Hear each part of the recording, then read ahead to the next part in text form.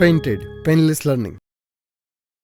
નમસ્કાર મિત્રો, આપણે કરીએ છીએ 9.1નો છેલ્લો દાખલો, સૌથી ઇઝી દાખલો, અને આ દાખલા પછી આપણું 9મું ચેપ્ટર પૂરું થઈ જશે. ઝડપથી રીડ કરીએ. દાખલા નંબર 16.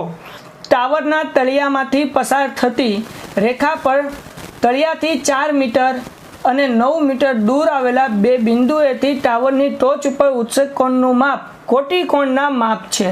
સાબિત કરો કે ટાવરની ઊંચાઈ 6 મીટર છે. હવે અહીંયા ધ્યાન રાખો બેટા, બે બિંદુથી ટાવરને જોવાનું છે.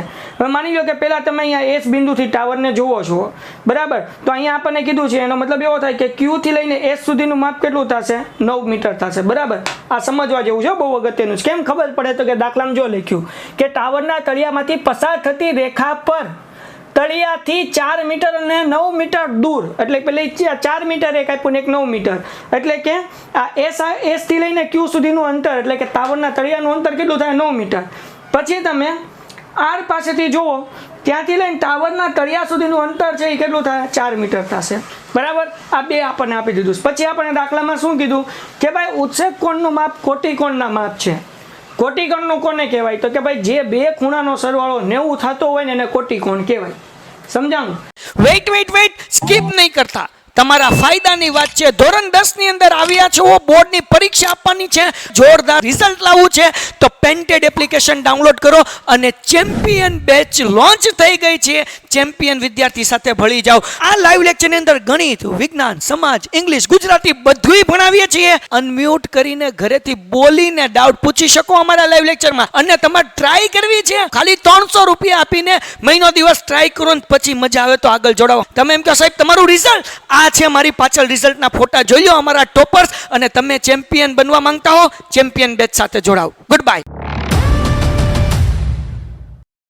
બે ખૂણાનો સરવાળો કેટલો થતો હોય? 90 થતો હોય ને શું કહેવાય? કોટી કોણ કહેવાય.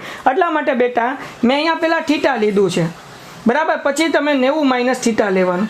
મેં તમને એવું શીખવાડ્યું હતું, હું થોડું કંઈક હિન્ટ આપીને વધારે સારી રીતના સમજાવવાની કોશિશ કરું. જો બેટા મેં તમને કીધું હતું કે પહેલાં નાનું માપ આવે, તો અહીંયા નાનું માપ લખવાનું હોય ને, તો અહીંયા કેવું નાનું માપ લખવાનું હોય, અહીંયા કેવું લખવાનું? મોટું માપ લખવાનું. તો મોટું માપ એટલે કે થીટા, અને નાનું માપ એટલે આપણે શું લેશું? 90 માઇનસ થીટા. અંદર જગ્યા નથી એટલા માટે મેં 12 લખ્યું છે. એટલે કે જે આપણે મોટું માપ છે ને થીટા લેશું, અને નાનું માપ જે છે કયું લેશું? 90 માઇનસ થીટા. ઓકે બેટા, બધા દાખલાની જેમ આ દાખલામાં પણ આપણે માત્ર બે ત્રિકોણ લેવાનું છે. પેલો નાનો ત્રિકોણ લઈ લઈએ, બહુ ઇઝી દાખલો છે, ફટાફટ પૂરો થઈ જશે. બકાવ જુઓ, પેલો ત્રિકોણ કયો? AQR. હાલો હું અહીંયા લઈ લઉં છું ત્રિકોણ AQR માટે. હવે બેટા આપણે એક જ સૂત્ર બધા દાખલામાં લેવાનું છે. કયું લેવાનું છે? સાબાના છેદમાં પાબા. હાલો ઝડપથી લખું, સાબાના છેદમાં પાબા. ઓકે બેટા, આ સૂત્ર કોનું છે? તમે કહેશો સાહેબ ટેનનું સૂત્ર છે. ઓકે બેટા, ખૂણો કયો લેવાનો? તો કે અહીંયા થીટા આપ્યા, એટલે અહીંયા લેશું tan થીટા. ઓકે, આ ધ્યાન રાખજો, બહુ અગત્યનું છે. હવે સામેની બાજુ, તો કે બાજુ આપણને એનું માપ નથી આપ્યું, મને નામ શું છે? તો કે AQ. ઓકે બેટા, એટલા માટે હું અહીંયા લખું AQ. ઓકે બેટા, પાસેની બાજુ કેટલી છે? તમે કહો સાહેબ અહીંયા જોયું 4 મીટર. ઓકે બેટા, એટલે હું અહીંયા 4 લખી લઉં છું. આ tan થીટા એમ નમ. હાલો, આ આપણને સમીકરણ 1 મળી ગયું. દાખલો બહુ ઇઝી છે, તમને ખરેખર બહુ અઘરો લાગતો હશે, પણ ખરેખર બહુ ઇઝી છે. જો હવે બીજો ત્રિકોણ લઈએ, તમારે કાંઈ ચિંતા કરવાની જરાય જરૂર નથી, હું ઇઝી રીતે તમને સમજાવું છું. ઓકે બેટા, બીજો ત્રિકોણ કયો? AQS. આ બીજો ત્રિકોણ. હાલો તો અહીંયા લખું ત્રિકોણ AQS માટે. બહુ ઇઝી અને બહુ સિમ્પલ છે બેટા, ધ્યાન રાખો. હાલો અહીંયા સૂત્ર કયું લેવાનું? એક જ તે, સાબાના છેદમાં પાબા. જે બધા દાખલામાં એક જ સૂત્ર આપણે લઈએ છીએ. ઓકે બેટા, હવે tan એમનેમ. હવે થીટાનું માપ આપણને આપ્યું, ખૂણો કયો આપ્યો? તો કે અહીંયા જોયું 90 minus theta. Okay, 90 minus theta. Okay બેટા, સામેની બાજુ કઈ બેટા? ઓકે, દાખલો પૂરો થયો, ધ્યાન રાખજો. AQ આપણી સામેની બાજુ, એટલે હું અહીંયા લખું AQ. હાલો, પાસેની બાજુ કઈ બેટા? તમે કહો સાહેબ પાસેની બાજુ જે છે એ આવડ્યા, Q થી લઈને S સુધી એનું માપ આપણને દાખલામાં આપેલું છે 9, એટલા માટે અહીંયા મૂકું છું 9. આ tan 90 માઇનસ થીટા એમ.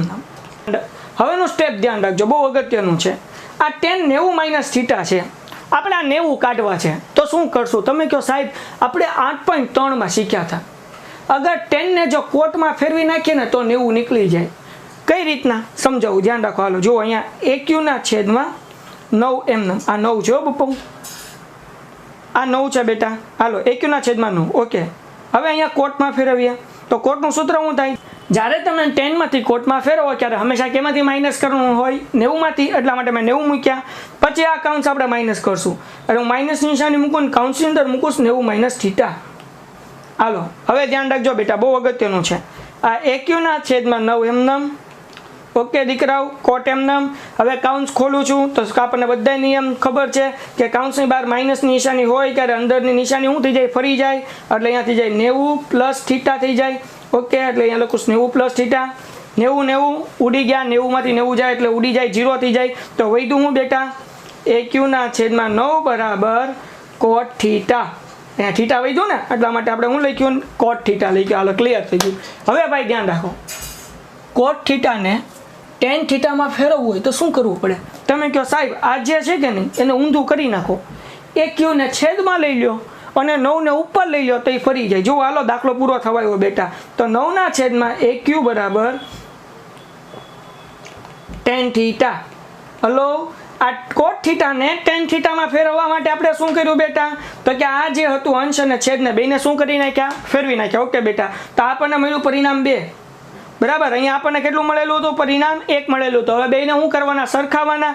હાલો લખી નાખો, અહીંયા તમારે હેઠે લખવાનું પરિણામ 1 અને 2 ને સરખાવતા. દાખલો પૂરો થઈ ગયો, બેને સરખાવી નાખ્યા. હાલો અહીંયા આપણને શું મળ્યું હતું પરિણામ 1? તો કે ભાઈ સાહેબ AQ ના છેદમાં 4 બરાબર ટેન થીટા. બરાબર ને? ઓકે, તો અહીંયા ટેન થીટાનો જવાબ શું મળ્યો હતો જુઓ તો જરાક. તમે કહો સાહેબ 9 છેદમાં AQ. હાલો મૂકી દો અહીંયા, આ એમને મૂકવાનું. ટેન થીટાનો જવાબ કેટલો મળ્યો, 9 છેદમાં AQ. હાલો ભાઈ ચોકડી ગુણાકાર કરીએ, AQ ગુણ્યા AQ એટલે શું થાય, AQ નો વર્ગ થાય. અહીંયા મૂકી દો AQ નો વર્ગ. હાલો ભાઈ 4 ગુણ્યા 9, 9 ચોક 36. ઓકે બેટા, હવે ધ્યાન રાખો બેટા, આપણે AQ નો વર્ગ 36 મળ્યો. AQ ગોતવું છે તો 36 નું વર્ગમૂળ કાઢવાનું. તેથી AQ બરાબર 36 નું વર્ગમૂળ કેટલું મળશે, 6. લ્યો આપણને દાખલો મળી ગયો. આપણને દાખલામાં શું પૂછ્યું હતું ભાઈ? તો કે ભાઈ ટાવરની ઊંચાઈ 6 મીટર છે તે સાબિત કરો. બરાબર, તો અહીંયા સાબિત થઈ ગયું ને, ટાવરની ઊંચાઈ કેટલી મીટર છે, 6 મીટર સાબિત કરવાની હતી. જો અહીંયા આપણને કેટલા મળી ગયા, 6. એટલે અહીંયા લખવાનું, તેથી સાબિત થાય છે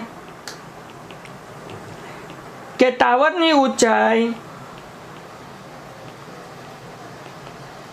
6 મીટર છે. લ્યો દાખલો થઈ ગયો પૂરો, ચેપ્ટર થઈ ગયું પૂરું. આ દાખલામાં જે સ્ટેપ ન સમજાણું હોય વિડીયો થોડો પાછળ લઈને સ્ટેપ ફરીથી જુઓ, છતાં ન સમજાય કોમેન્ટ કરો અથવા વોટ્સઅપમાં સંપર્ક કરો. 100% હું તમને આ દાખલો સમજાવવાની ટ્રાય કરીશ. મળીએ એક નવા વિડીયોમાં, નવા સમ સાથે નહીં, નવા ચેપ્ટર સાથે. ત્યાં સુધી ધન્યવાદ. Painted Painless Learning.